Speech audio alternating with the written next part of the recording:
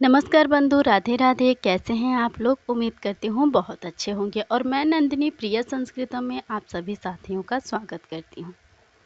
तो चलिए, हम प्रश्नोत्तरी देख रहे थे। यह है हमारा यूजीसी नेट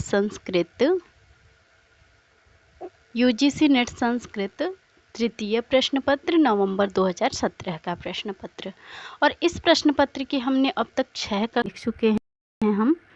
तो लगभग एक कक्षा में 10 प्रश्न देख रहे हैं, तो हम 60 प्रश्न देख चुके हैं। अब हम आज 61 नंबर प्रश्न से 70 प्रश्न तक देखेंगे। तो यदि आप चैनल पर नए हैं तो चैनल को सब्सक्राइब कर लें, वीडियो को लाइक करें, अच्छे अच्छे कमेंट करें, ताकि क्योंकि निरंतर ये कक्षाएं मिलती रहेंगी तो आप उससे लाभ उठा पाएँ, आगे आने वाली कक्षाएं आप लोगों को मिल पाएँ, इसलिए चैनल को सब्सक्राइब कर लें। चलिए शुरू करते हैं। धर्मादि साधनोपायः सुकुमारक्रमोदितः काव्यबन्धोऽभिजातानां हृदयाह्लादकारकः। अत्र कुन्तकेन किं प्रतिपादितम्? तो यह आचार्य कुंतक का क्या है? काव्य का लक्षण है, अथवा काव्य का हेतु है, काव्य का प्रयोजन है, या काव्य वैविध्यम है? तो यह हमारा जो है काव्य प्रयोजन है। तीसरा विकल्प आपका सही उत्तर है। चलिए देखते हैं कि आचार्य कुंतक ने अपने काव्य में काव्य के प्रयोजन क्या और किस तरीके से बताए हैं। तो उन्होंने काव्य के प्रयोजन में सबसे पहले बताया है धर्मादि साधनोपाय, जो कि हमारी कारिका पूछी भी गई है। धर्मादि साधनोपायः सुकुमार क्रमोदितः काव्यबन्धोऽभिजातानां हृदयाह्लादकारकः। अर्थात सुकुमार परंपरा से कहा गया काव्यबंध धर्म धर्म आदि अर्थात अर्थ, काम एवं मोक्ष की सिद्धि का साधन तथा अभिजात लोगों के हृदयों में आनंद की सृष्टि करता है। इसके बाद हमारा 4 काव्य के प्रयोजन बताए हैं उन्होंने। दूसरा, ये तो अभी पहला हो गया, बाकी के 3 भी हम देख लें, ताकि आगे आने वाली परीक्षाओं में यदि वो पूछ लिया जाए कि यह क्या है, तो भी हम बता सके कि वह काव्य का प्रयोजन है। तो देखते हैं। दूसरा काव्य का प्रयोजन है व्यवहार परिस्पंद सौंदर्यम व्यवहारिभिः सत्काव्याधिगमादेव नूतनौचित्यमाप्यते। और तीसरा काव्य का प्रयोजन है चतुर्वर्ग फलास्वादमप्यतिक्रम्य तद्विदां काव्यामृतरसेनान्तश्चमत्कारो वितन्यते। और चौथा काव्य का प्रयोजन है कटुकौशधवच्छास्त्रमविद्याव्याधिनाशनम् आह्लाद्यमृतवत्काव्यम अविवेक गदापहम। इस तरीके से है थोड़ा।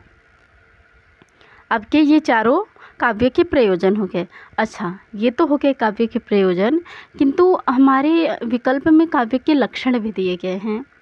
तो हम एक बार उसको भी देख लेते हैं कि क्या है काव्य का लक्षण आचार्य कुंतक के मत में।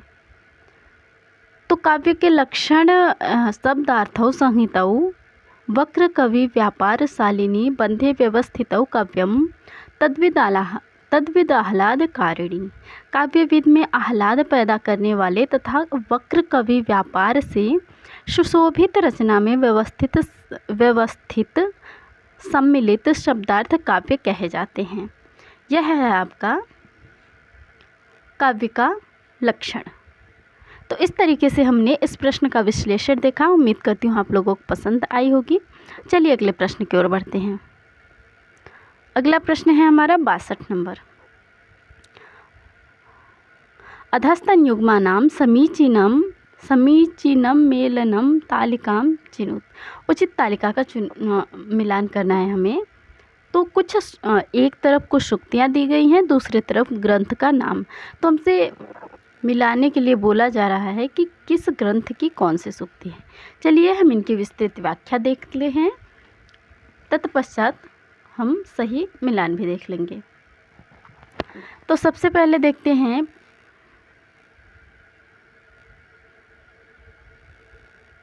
क्या हो रहा है। पहला विकल्प हमारा जो है चीयते बालिशस्यापि सक्षेत्रपतिता कृषि। तो यह हमारा जो है यह मुद्रा राक्षस का है। मुद्रा राक्षस में पूरा श्लोक कुछ इस प्रकार से है। चीयते बालिशस्यापि सक्षेत्रपतिता कृषि न सालेश स्तंभकरिता वप्तुर्गुणम अपेक्षते। सूत्रधार का संवाद प्रस्तुत है। तो जो दर्शकों से संवाद कर रहा है मुद्रा राक्षस नाटक की भूमिका में, यह श्लोक मुद्रा राक्षस के प्रथम अंक का तीसरा श्लोक है, जिसमें पहले सूत्रधार कहते हैं कि अब बहुत अधिक विस्तार की आवश्यकता नहीं है, अर्थात मुझे आज इस सभा की आज्ञा प्राप्त हुई है कि मैं सामंत बटेश्वर दत्त के पौत्र तथा महाराज भास्कर दत्त के पुत्र महाकवि विशाख दत्त द्वारा रचित नवीन नाटक मुद्रा राक्षस का मंचन करूं। ये मंगलाचरण इत्यादि करने के बाद बोलते हैं।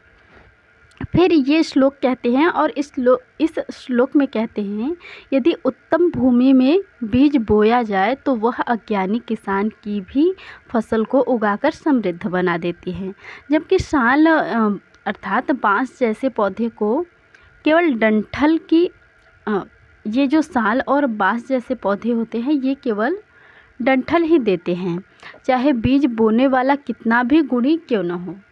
अर्थात यदि इस श्लोक का तात्पर्य यह है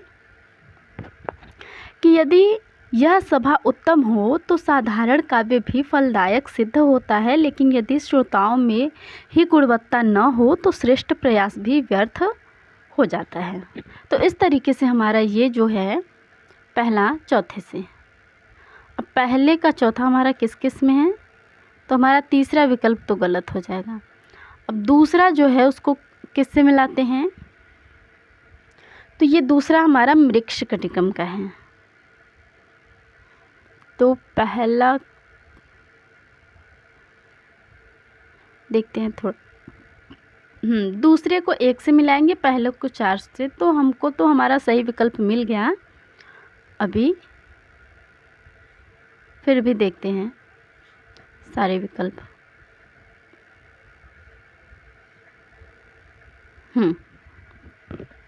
आसीत स दोलाचल वृत्ति।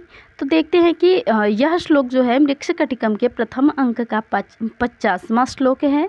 प्रथम अंक के दूसरे दृश्य में सकार व विट वसंत सेना का पीछा करते हैं और सकार जो है वसंत सेना को चाहता है और आग्रह करता है, परंतु वसंत सेना मना कर देती है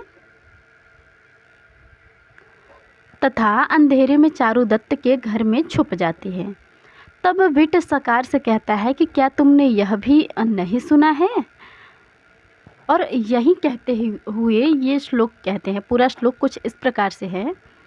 आलान्य गृहते हस्ति वाजीवल्गाशु गृहते हृदय गृहते नारी यदिदम नास्ति गम्यताम।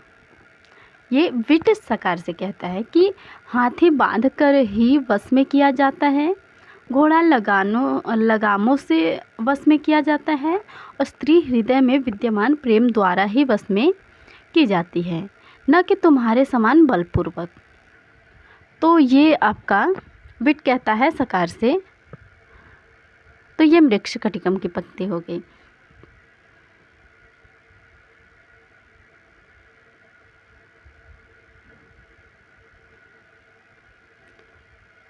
मृक्षकटिकम की पंक्ति हमारी जो है,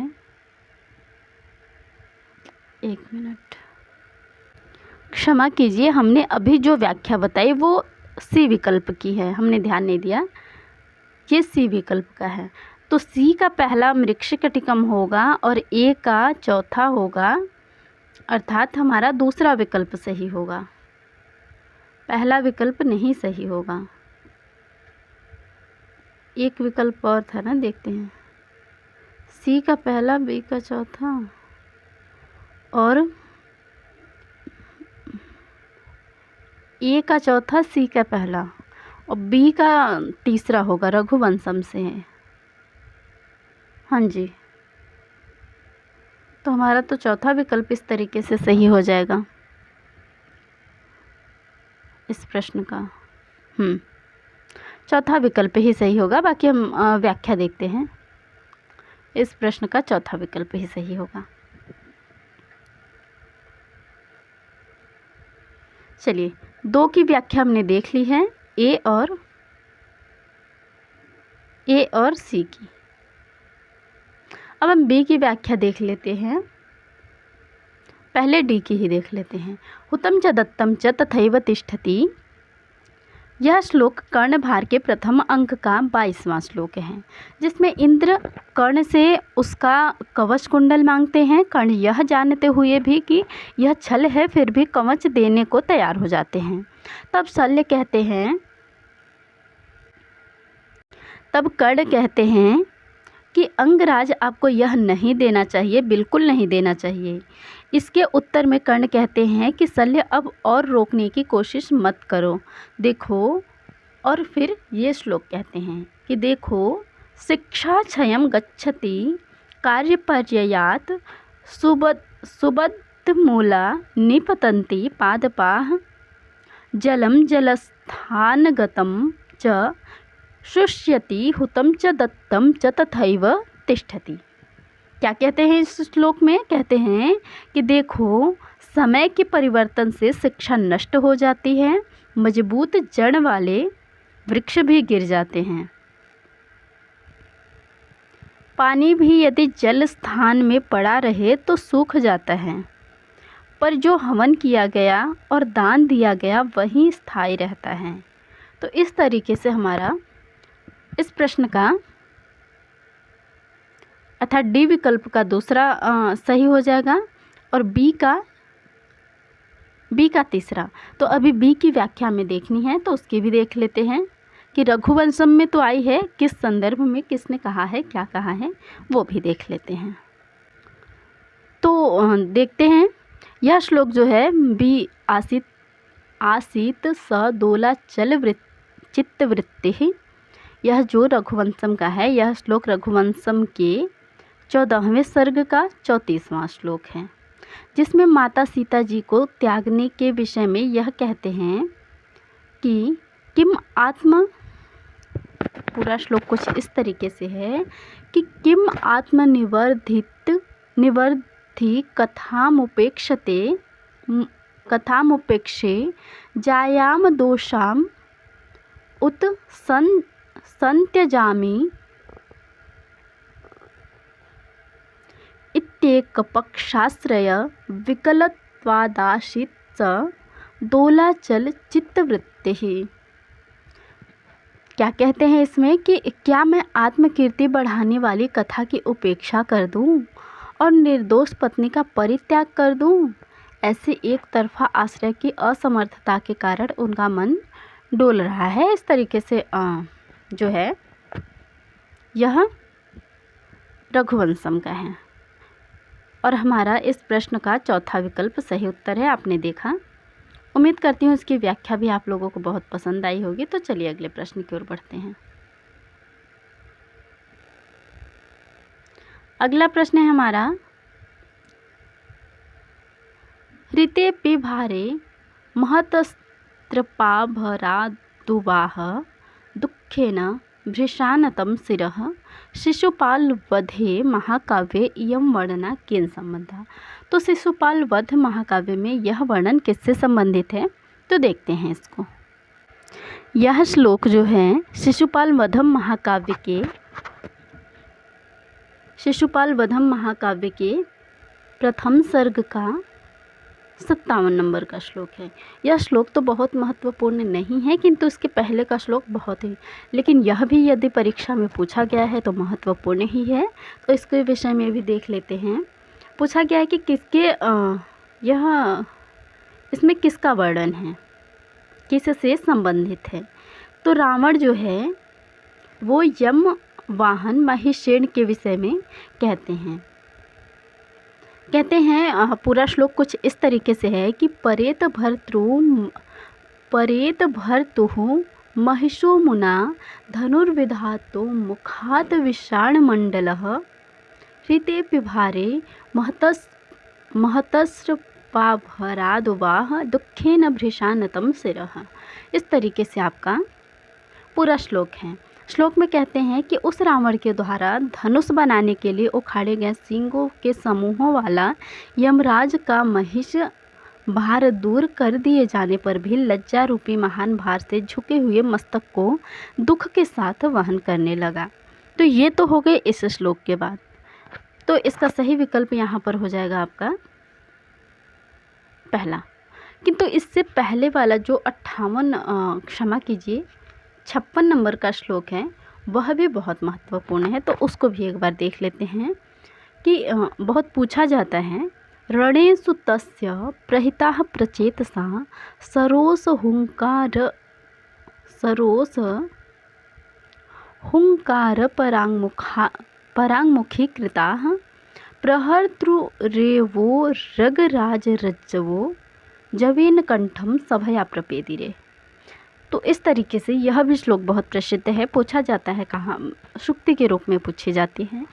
अर्थात यह भी पूछा जा सकता है कि किसके विषय में है। तो इस श्लोक में महाकवि माघ द्वारा नारद के शब्दों में वरुण पर रावण की विजय का वर्णन है। अगला प्रश्न है हमारा,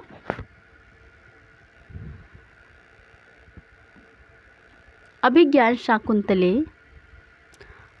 शाकुंतले दुष्यन्तस्य पुरोहितः भवति। तो मुद्रा राक्षस, क्षमा कीजिए, अभिज्ञान शाकुंतलम में जो है दुष्यंत का पुरोहित आपका सोमनाथ है। बाकी वातायन इत्यादि जो है, वातायन आपका अभिज्ञान शाकुंतलम का पात्र नहीं है। गालो और मारीच हैं, देख लेते हैं। मारीच आपके जो है जहाँ शकुंतला जो है जहाँ भरत अपने पुत्र को जन्म देती है वहाँ के वो ऋषि रहते हैं उस आश्रम के, क्योंकि मारीच ऋषि के आश्रम में रहती हैं। इसके बाद और ये गालव जो है वो मारीच ऋषि के शिष्य हैं। बाकी और भी हम देख लेते हैं अन्य पात्रों को भी। तो दुष्यंत तो राजा नायक हैं, शकुंतला दुष्यंत की प्रेमिका है। इसमें विदूषक आपका जो है वो माधव्य है, और अनुसूया प्रियंवदा जो है शकुंतला की दो सखियां हैं। मेनका शकुंतला की माता हैं, विश्वामित्र आपके शकुंतला के पिता हैं। महर्षि कर्ण शकुंतला के पालक धर्म पिता हैं। सारंग्रव और शारद्वत कर्ण के दो शिष्य हैं। सोमराज दुष्यंत का पुरोहित है। मातली इंद्र का सारथी है। वैश्वानस हारित नारद गौतम सारंग्रव शारद्वत कर्ण के ये सारे शिष्य हैं। और रैवतक या दौवारिक कहते हैं। अच्छा, ये रैवतक बहुत प्रसिद्ध नहीं है, तो इसको भी ध्यान में रखें क्योंकि पूछा जा सकता है। तो ये रैवतक जो है वो राजा का भृत्य द्वारपालक है। सूत दुष्यंत का सारथी है। भद्रसेन दुष्यंत का सेनापति है और पुरोहित सोमनाथ है। पिशुन आपका दुष्यंत का मंत्री है। गालव के विषय में हमने देखा ही। अच्छा, वातायन भी आपका, क्षमा कीजिए हमने बोला वातायन अभिज्ञान शाकुंतलम का पात्र नहीं है, किंतु वातायन भी अभिज्ञान शाकुंतलम का पात्र है। क्या है वो रनिवास की देखभाल करने वाला एक वृद्ध ब्राह्मण कंचुकी है। विदूषक माधव्य है और वातायन आपका अभिज्ञान शाकुंतलम का कंचुकी है। नटी सूत्रधार की पत्नी है। अदिति मारीच की पत्नी है और शानुमति मेनिका की सखी एक अप्सरा हैं। चतुरिका यवनी राजा की सेविका हैं और गौतमी कण्व के आश्रम में अध्यक्षा एक वृद्धा तापसी वेत्रवती राजा की द्वारपालिका है और तापसी जो है मरीच के आश्रम की एक तपस्विनी है। ये सारे हो गए आपके पात्र परिचय के विषय में। अगला प्रश्न है हमारा, मुद्रा राक्षसे चंद्रगुप्तस्य अंतःपुरः कंचुकी भवति। तो देखते हैं कौन है। तो 65 नंबर प्रश्न का हमारा सी विकल्प सही है, क्योंकि चंद्रगुप्त का कंचुकी वैनिहर है। अच्छा, ये सिद्धार्थक कौन है? सिद्धार्थक कौन है? चंद्रगुप्त का वैनिहर है और मलय केतु का जाजली है। हाँ जी। और तो ये सिद्धार्थक कौन है? तो इसके विषय में देखें तो ये चाणक्य के गुप्तचर हैं। चाणक्य के गुप्तचर निपुणक, सिद्धार्थक, सुसिद्धार्थक, जीवसिद्धि, ये 4 गुप्तचर हैं, जिनमें से सिद्धार्थक भी एक गुप्तचर है। इसके बाद आपके चंदन दास जो है वो राक्षस के मित्र हैं। भागुरायण जो है वो मलय केतु का कपटी मित्र, चाणक्य का गुप्तचर है। बाकी अन्य पात्रों के विषय में भी देख लें। सारंगरव जो है चाणक्य का शिष्य हैं। ये सारंगरव जो हैं वो अभिज्ञान शाकुंतलम में भी आते हैं आपके, और मुद्रा राक्षस में भी आते हैं। तो मलय केतु जो है पर्वतक का पुत्र, राक्षस को अंगूठी देने वाला है। करभक, विराधगुप्त और प्रियंवदक ये राक्षस के गुप्तचर हैं। और निपुणक, सिद्धार्थक, सुसिद्धार्थक, जीवसिद्धि ये चाणक्य के गुप्तचर हैं। सकटदास राक्षस के निजी सचिव तथा मित्र हैं। चंदन दास राक्षस के मित्र हैं। वैरोचक, बर्बरक पर्वतेश्वर के भाई हैं। भागुरायण के विषय में हमने देखा। जीवसिद्धि जिनको भदंत भी कहते हैं, ये क्षपड़क वेशधारी चाणक्य का गुप्तचर राक्षस का कपटी मित्र हैं। राक्षस के परम मित्र कौन कौन हैं? 5 हैं। तो चित्रवर्मा कुलूल देश का अधिपति, सिंहनाद मलय देश का है। इसके बाद पुष्कराक्ष कश्मीर देश का, सुषेण सिंधुराज का, मेघनाद पारसिक देश का। ये 5 आपके राक्षस के परम मित्र हैं। तो इस तरीके से हमने मुद्रा राक्षस के जो है पात्रों के विषय में देखा। चलिए अगले प्रश्न की ओर बढ़ते हैं।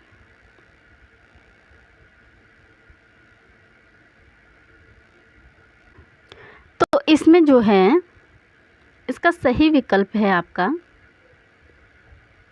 पुण्यवर्मा। कैसे है, क्या है, इसके विषय में हम चर्चा करते हैं। तो 10 कुमार चरितम के अष्टम उच्छ्वास में जब जूनवृद्ध से पूछा जाता है तो वो बताते हैं कि कुएं से निकालते हैं, उसके बाद सारी बातें होती हैं। फिर वो बताते हैं पुण्यवर्मा के विषय में कि महाराज श्रूयताम, अर्थात श्रूयताम महाभागः विदर्भो नाम जनपदः तस्मिन् भोजवंशभूषणम् अंशावतार इव धर्मस्य। थोड़ी लंबी चौड़ी कहानी है, आप सुन लीजिए बस। अब क्योंकि अंत में पुण्यवर्मा का नाम आएगा तभी क्लियर होगा कि ये किसके विषय में है। ये सारे विशेषण हैं उनके, पुण्यवर्मा के। तो हमसे यही पूछा गया है कि भोजवंश भूषणस्य कस्य राज्ञः वर्णनमस्ति। तो ये पुण्यवर्मा के विषय में है कि तस्मिन् भोजवंश भूषणम अंशावतार इव धर्मस्य अतिसत्वः सत्यवादी वदान्यः विनीतः विनेता प्रजानां रंजितभृत्यः कीर्तिमान उदग्र बुद्धिमूर्तिभ्याम। और आगे क्या कहते हैं? उत्थानशीलः शास्त्र प्रमाणः शक्य भव्य कलारंभी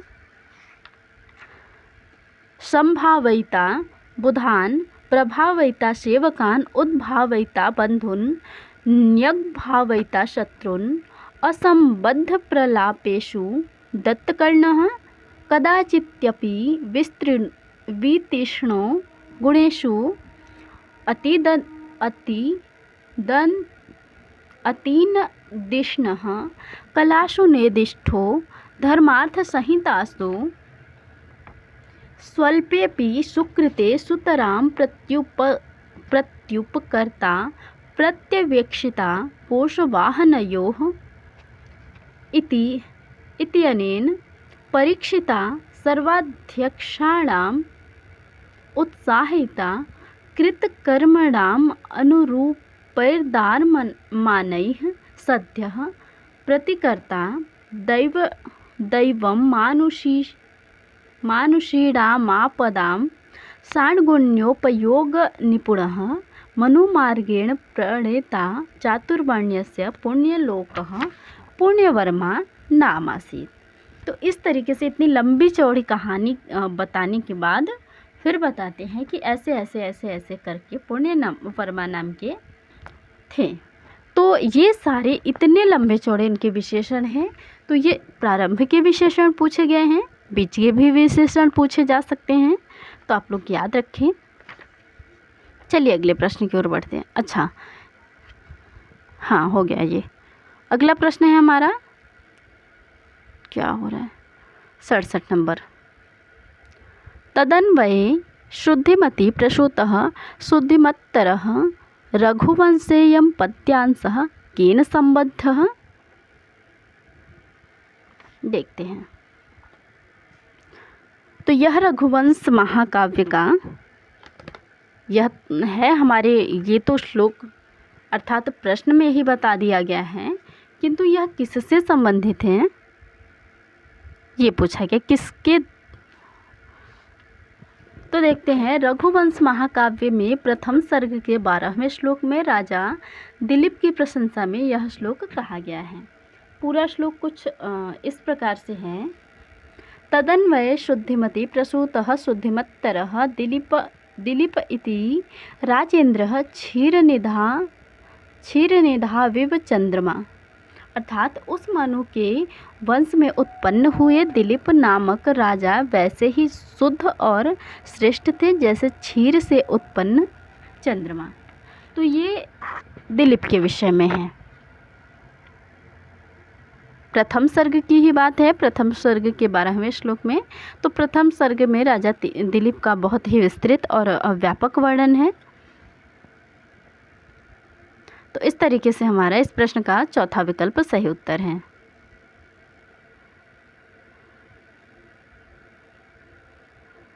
अगला प्रश्न है हमारा 68 नंबर।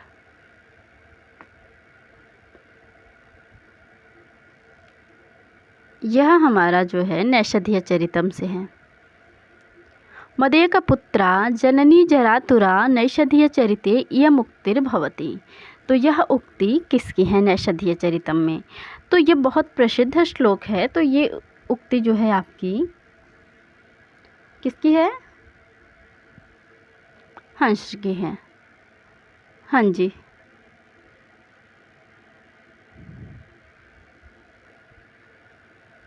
बाकी इसका विश्लेषण देख लेते हैं हम। तो नैषधीय चरितम जो कि 22 सर्गों का महाकाव्य है, इसमें श्रीहर्ष विरचित नैषध महाकाव्य के प्रथम सर्ग से उद्धृत इस श्लोक में जो है हंस की कारुणिक गाथा का वर्णन किया गया है। श्लोक कुछ इस प्रकार से है। मदेक पुत्रा जननी जरातुरा नवप्रसूतिर्वरटा तपस्विनी गतिः तयोरेष जनः तमर्दयन् अहो विधे त्वां करुणा रुणद्धिनो। तो कहते हैं कि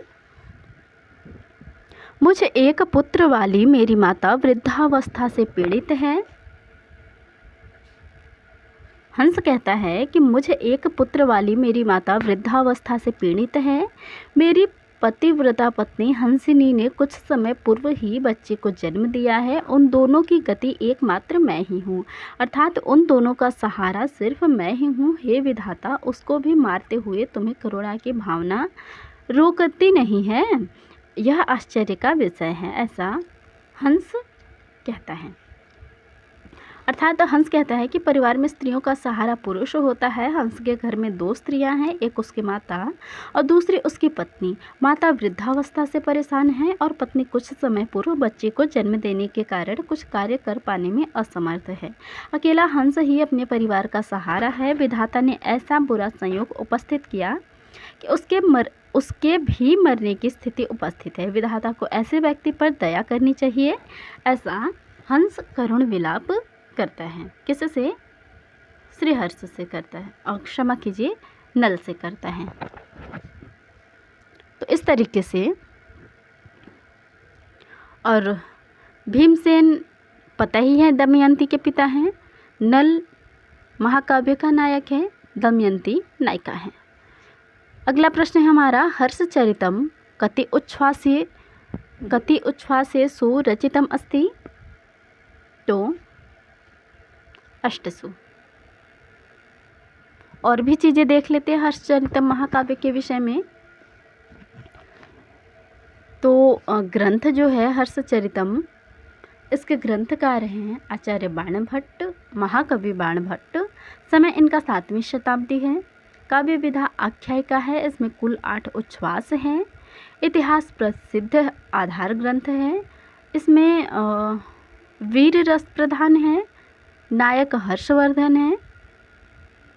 और पात्रों के विषय में देखें तो प्रभाकर वर्धन जो है हर्ष के पिता हैं। यशोमती हर्ष की माता हैं, जो कि अभी परीक्षा में पूछा भी गया था इस बार कि यशोमती किसकी पत्नी है। तो वहाँ विकल्प में प्रभाकर वर्धन भी था, हर्षवर्धन भी था, इत्यादि विकल्प में थे।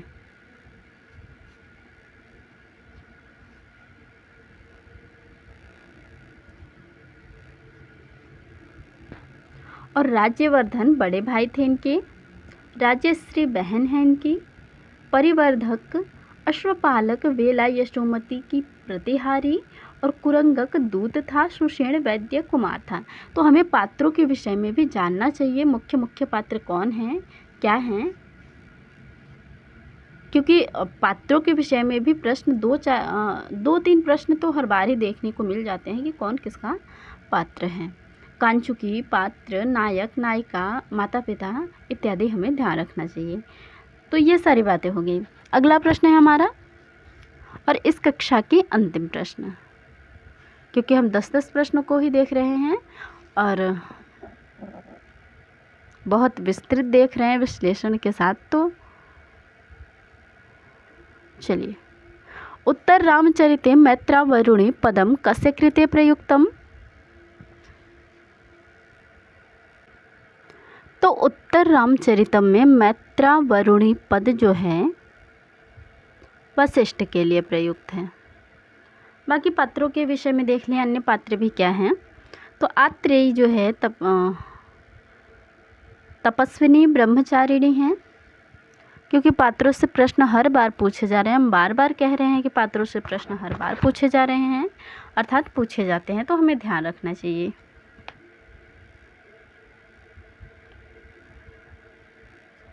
देखते हैं, सुमंत्र क्या है, चंद्रकेतु का सारथी। शंभु क्या है, सूत्र तपस्वी। और अरुंधति वशिष्ठ की पत्नी, लोपामुद्रा अगस्त्य की पत्नी, अष्टावक्र कहोड के पुत्र, पुष्कल भरत पुत्र अश्व का रक्षक, तमसामुल्ला नारी रूपधारिणी 2 नदियां हैं, विद्याधरी विद्याधर की पत्नी है, प्रतिहारी राम के राजभवन का गुप्तचर है। कंचुकी जो है राम का अंतःपुरवासी ब्राह्मण सेवक है, सूत्रधार प्रधान नटक और नट सूत्रधार का सहायक है। वटुकगढ़ लवकुश के आश्रमवासी जो है साथी हैं। शांता राम की बहन ऋष्य श्रृंग की पत्नी। वशिष्ठ राम के कुलगुरु, अरुंधति के पति। वाल्मीकि लवकुश के पालक एवं शिक्षक तथा रामायण के रचयिता। वासंती वन देवता सीता की प्रिय सखी और ऋष्य श्रृंग विभांडक के पुत्र। तो इस तरीके से हमारा जो है इस प्रश्न का दूसरा विकल्प सही उत्तर है। उम्मीद करती हूँ आपको बहुत पसंद आई होगी, और यदि चैनल पर नए हैं तो चैनल को सब्सक्राइब कर ले। अभी परीक्षा थोड़ा दूर है, तो एक दिन का अंतराल करके हम कक्षा दे रहे हैं। जैसे ही थोड़ी नज़दीक होगी परीक्षा, हम हर रोज़ आप लोगों को कक्षा देंगे, और बहुत लाभप्रद कक्षाएं होंगी। तो अपने मित्रों को भी शेयर करें ज़्यादा से ज़्यादा लोगों को, ताकि इसका लाभ मिले। तो चलिए कक्षा समाप्त करते हैं, मिलते हैं अगले कक्षा में। धन्यवाद।